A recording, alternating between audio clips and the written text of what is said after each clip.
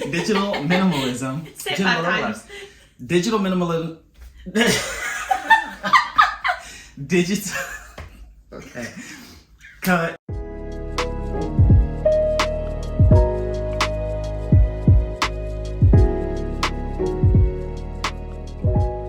Hey, what's up, everybody? My name is Pete, and I just want to welcome you back to the Pete Perspective. It has been a minute since we've been on here or made any videos, but yeah, we're hoping to be a little bit more consistent in 2022. Hoping like a video every other week, just because we are new to parenting and new to business owning and new to a lot of things in life. I'm just smiling because he said we. Yes, I did say we. I said we. So Emily, I'm sorry. I got to visit again. This is my wife, Emily, and she was on the channel a couple of videos ago for the Apple Watch unboxing, and you guys kind of went nuts over that video. And so we want to do more of that. We want to just have Emily on more and hopefully just kind of like go with it from there. But specifically today, digital minimalism. Digital minimalism is essentially the same as minimalism. I've talked about minimalism on this channel before, but really in a nutshell, it's saying like, how do we clear up our space, right? So what that looks like is like tidying up your space, making sure your space is like clean and not a ton of branding everywhere, right? So when you see these minimalists on Pinterest and stuff, they take their cereal and they pour it into jars and all that sort of stuff. And really that's because they don't want any visual clutter. And the idea is that by eliminating that visual clutter, you can kind of just breathe a little lighter. And so digital minimalism. Say it 5 times. Digital minimalism. Digital. Okay. Cut. I wanted to say, you said that we're both, we're both passionate about minimalism in general. Digital minimalism, in full transparency, is not my cup of tea. Yeah. I'm not great at deleting anything habitually. And right. Peter will look at my phone. It actually was only recently where he was like, if you don't do something about your emails, I will. And so I was like, okay, I'll handle them. And that weighs on you though. That's the thing. It's like all of those little things, when you walk around your house and you have a lot of stuff, that weighs on you, whether it's consciously or subconsciously. You are carrying that burden of products that you own that you may or may not be using. If you're not using them, somewhere in your mind you're thinking, man, I bought that and I've made a commitment to that product and now I'm not using it. So all of the principles from minimalism sort of apply to digital minimalism, and you want to just kind of make sure that you're being a good steward of your devices. There was actually one time I heard it said really well that your emails, like your 1,000 notification emails, is equivalent to like your emails are like mail on your counter. Like imagine if that was in your real life, like if that was on a counter in front of you. If you had 1,000 pieces of mail just chilling on your countertop. Or a box with 1,000 photographs or more. Yeah. I don't know how many photographs on my phone, but yeah, it's disgusting. But anyways, we have 6 kind of action steps. Yeah, very practical. Like if you're like, all right, I know I need help. If you're like me and you're like, I know I need an intervention, then this is like the 6 things you want to do, and this is the 6 things that Peter would walk me through. Yeah, so I think that you're absolutely right. I think the 2 things that you want to do first and foremost as like prerequisites to the 6 steps. The first one is view your phone as a tool. And so a good practical way to think about that is like, for instance, if you're someone who uses Netflix all the time, or your phone is constantly entertaining you,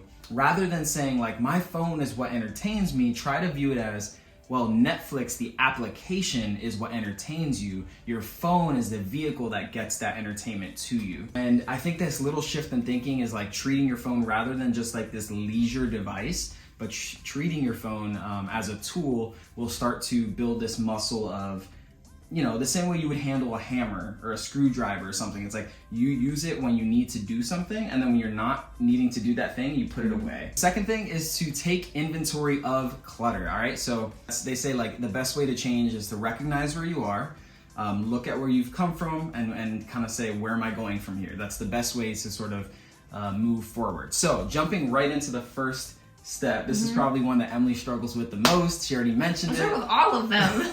But step number 1, tell them. Is emails. Yeah. Tackle your emails first. That was a good place for me because your email inbox, it's easy to recognize the things you actually want and the things that you're like, nope, just signed up for this thing and never unsubscribe from it. Or do the thing, like get the 10%. We did that at Chili's once. We got the 10% and then it's like you immediately unsubscribe. A really like sneaky trick was I actually just did it on my laptop, and you can like select all on a page, and then it was much easier to do that and then unclick the one or two maybe on that page that I wanted. That's actually really good. So that's how I deleted so many. Rather than selecting the ones that you want to get rid of, you select them all and then select the ones that you want to keep. If you're trying to gauge how long this might take you, if you do that method, I had 1,000 emails, like 1,000 notification emails, and I had more that were like red. I would say it probably took me like 30 minutes, 45 minutes to do it that way. So it really didn't take as long. I was putting that off for a long time, and it was a simple thing that I should have just done. And now I know, oh, I have one notification. I have an actual email to check of things that I actually care about. And like, it's so much easier now that it's manageable rather than 1,000. So it's been manageable since I did that declutter thing. In regards to email, do it on a laptop or a desktop and select all rather than going through and choosing the ones that you need to get rid of or unsubscribe from. Select them all and then decide on which ones you want to keep, which will invert that process a little bit for you. So the next thing is text messages. Text messages is one of those things your inbox through text gets full and people are hitting you up, and before you know it, you have like so much, or you're one of those people that like just keep text messages from 5 years ago. So in regards to text messages, one of the things that I've talked with Emily about, it's to go all the way to the bottom, right? So open your messages app, scroll all the way to the bottom, and start working your way from the bottom up, because that app is showing you all of your messages from the oldest to the newest. So it's gonna be much easier to get rid of conversations that are from 3 years ago, 2 years ago, rather than something that may have just happened a couple days ago. It's almost like a muscle that as you start to delete stuff, as you get closer to newer and newer messages, you're gonna be able to feel more confident deleting stuff. I keep active conversations in my text message like inbox, and almost everything else gets deleted. So if it's an active... You said 5 at one time. I've never had it that small. So, but that's the thing, like you may have 15, I may have 10, and someone else may have 20. So it's all relative, but the principle is still the same. Only keep active conversations in your inbox, and then once that conversation kind of reaches a point of conclusion and it's done, you can just delete it. Another reason why people don't want to necessarily delete a text message thread is because it has a lot of content, right? So photos, all that stuff. And one of the things I would recommend is downloading all of the photos that you want to keep. So if someone sends you a photo and you're like, oh, I love that photo, I want to keep it, download it. Don't just leave it in that text thread, because you're essentially just putting it in a box, putting it up in your attic, and never seeing it again. That's the equivalent of that. Have you ever deleted our text message thread? Like once. I don't think I ever have deleted. But I think it was on accident. And you're someone, like your spouse is someone you're probably never going to delete that text thread. So you could probably go back pretty far. But nonetheless, you could download all of the photos, all of that content, and then when you work your way through photos, you can kind of decide what you want to keep and what you want to get rid of. Next one. Photos and videos. Just go through them. Yeah, they're hard. That's tough. I really don't There's so much heart. There's so much like memories, and it's tough. It gets more emotional with photos and videos. Yeah, very emotional, because it's like, oh, I just want to remember that he had that shirt, or that he had... I'm thinking of our son. I also think it's easier to scroll back to oldest. Do you think so? I regularly, this is going to be super nerdy, but I regularly will go to my first photos on the iCloud and just like go through. And then if there's anything that needs deleted, a duplicate, and every time I'm trying to get rid of, like my criteria of what I'm getting rid of gets harder, more specific. You know? Yeah, he's like true minimalist to his bone. But I'm learning with like minimalism in our life, and it has been it has been a game changer for us in our home. So, and this is not something I'm just pushing on you or like influencing you with. It genuinely has like... I guess it could sound like that. It could. But like it genuinely has made us feel lighter. Like my phone in our home is a lot lighter. And our place is lighter, our space is lighter, and it allows us to focus more on like the things that matter more, I would say. Yeah. 100%. All right, so the next one we want to talk to you guys about. All right, hold up, pause. So I have photos of Theo, our son, and I think if there's duplicates, get rid of them. And if you have a set or a series of photos, right? If I took a couple of pictures on a walk, I would go through and select the best photos that you're wanting to keep on there. And obviously I would recommend using like Dropbox or iCloud or something to store those photos. But yeah, I would give yourself a target goal to say like, I don't want to go over 600 photos. And if I do go over, I need to delete, right? Like that's another option too, just to cap yourself. And these are all little like disciplines that you can put into practice. So I just wanted to come back to photo and video because I feel like we didn't give it due diligence. Yeah, okay. Anyway, the next one is really cleaning out your applications, your apps, and potentially using focus mode. So if you have an iPhone, the latest iOS allows you to do focus modes, which really is just creating specific pages on your iPhone that you can customize to the experience that you're having. So if you're sleeping, you could specifically set apps only to notify you about very important things, like only Emily can get a hold of me or only particular people. I only want to see these 3 apps, you know, while I'm sleeping or while I wake up in the middle of the night, so I'm not tempted to look at anything else. I'm not tempted to look at Facebook, Instagram, blah, blah, blah. And when it comes to applications, it's the same sort of principle, but like that we've been sharing. If you haven't used it in a while, like something I love to do is scrolling all the way on the right with your iPhone. There's like a search bar that comes up. Yeah. And when you when you just press on that search bar, all of your apps show up from A to Z. So every app that you have on your phone will show up listed from A to Z. And then and then I just work my way alphabetically and I just scroll through sort of semi-slowly and see, is there anything that I haven't used in a while? And if I haven't used it, I'll just get rid of it.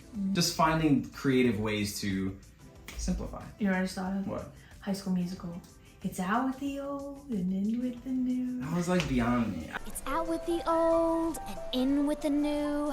Goodbye clouds of gray, hello skies of blue. I saw High School Musical 1. Beyond you, whatever. High School Musical, the first one. High School Musical was my jam. The first High School Musical, I was about. The second one and third, like and Wait, you're about the first one?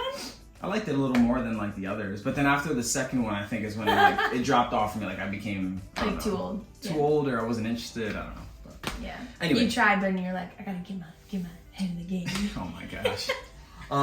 So the next one is backgrounds, simplicity, not like making sure there's not a whole lot of visual clutter. There's websites that you can just download a photo background where it's just something really simple, just like one color or like a color gradient, and it's so much less visual. And you're talking specifically about wallpapers, to be clear. Yes, sorry, I'm talking about wallpapers. I'm talking what's behind your apps. Your phone on the lock screen, it can be, I don't know, a beautiful picture of your family. But then where your apps are, it's like so much less, I don't know, visually stimulating to just have one simple background. And you did that first on my phone. Actually, the reason I didn't know that you can scroll all the way to the right. And do the search bars because I asked him to organize my apps. Just like, I don't want to do what you do. Yeah, so again, it's like viewing your phone as a tool. How can I best set up this phone to like make me as efficient as possible? Correct. Whether it's widgets, whether it's wallpapers, whether it's apps, you're trying to make this tool as sharp as it can be so that you can use for you. And that's going to be different for everybody, and that's okay. But yeah, I think wallpapers are big. Any wallpaper that feels like jittery or cluttered, I get like not even like flowers and stuff. I can't do it. I need a gradient.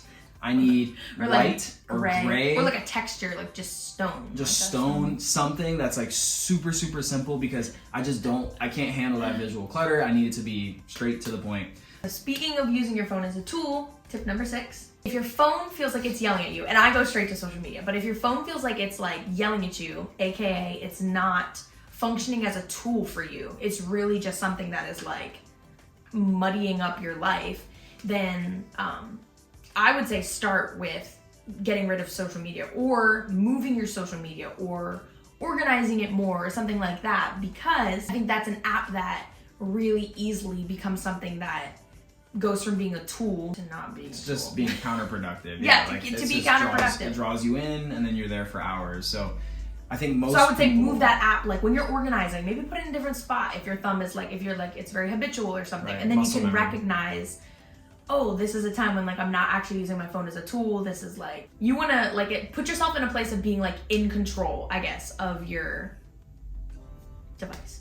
Yeah. I mean, you want to own the device. You don't want the device to own you. Focus modes is a great way to do that. When I'm working throughout the day, I have a work focus mode from 8 a.m. to about 3 p.m. and it hides Instagram, it hides Facebook, and it hides everything. And I only have like work apps. You can still access it, but you just have to like. Yeah, right? It just takes. Yep, I can still access them. I just have to search for them. Yeah. So it and adds that's that, the point. You just want to be able like to get to a place where you're like intentionally thinking, all right, I'm gonna get on this. Yeah. Making it sound like it's like an evil thing or like no, but I mean the like love of anything can be evil, right? The love of like, and we have gone through seasons where I've been on my phone way too much.